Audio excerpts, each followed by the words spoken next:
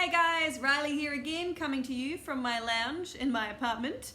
Hope you guys are all doing really well and taking care, and of course a big well done to those of you that sent in videos last week. It was awesome seeing you take on some of the challenges that we sent out. If you haven't got around to doing your video, you're still welcome to send in your take on whatever your challenge was.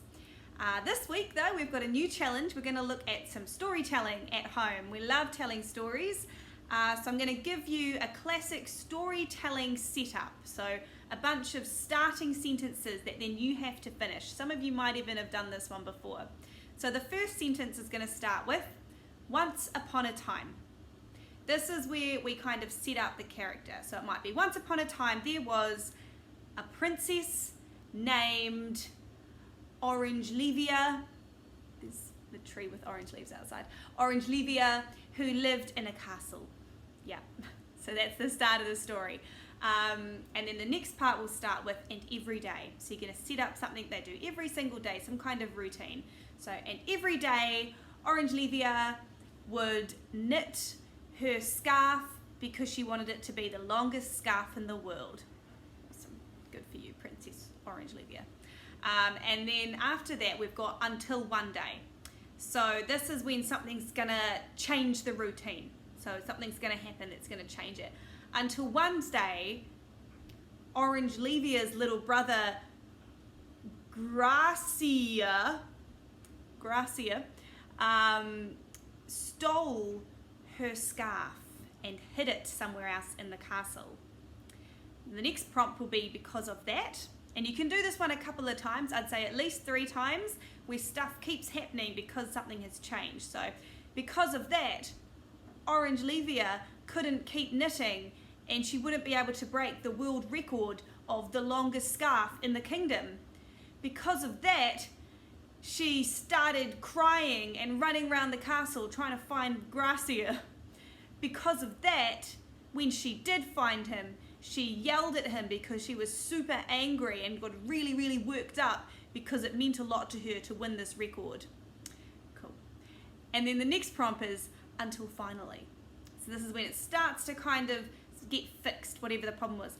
Until finally, little Gracia explained to her that he was just really cold and the scarf looked super cozy and he wanted to wrap himself up in it.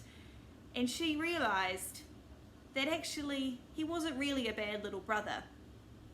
And then you finish the story with, and ever since that day. And ever since that day, as Orangelivia knitted the scarf, she let little Gracia let himself kind of nestle up, wrapped up in the scarf as she kept knitting. So he was cozy and warm, and they bonded, and everyone lived happy ever after. So there you go, that's an example of a story. So just to recap those prompts, the first one is, once upon a time there was ... and every day ... something they'd do, until one day ... something went wrong, and because of that ... because of that, until finally something starts kind of going right, they figure something out. And ever since that day, what have they learnt? And we finish the story. So I'd love to see your versions of this story using those prompts. I'll write them out in the email I send to you as well, so you've got a written copy. So find a character, what do they do every day? What goes wrong? What crazy sequence of events happens because of that? How do they fix it? What do they learn? We'd love to see your story, so if you can send me a video of it, get a family member to video you telling this story. And of course, what we've all been working on is using our physicality, so you can kind of be the characters in your story and having a really clear, crisp voice, so you can work on your narration skills telling the story.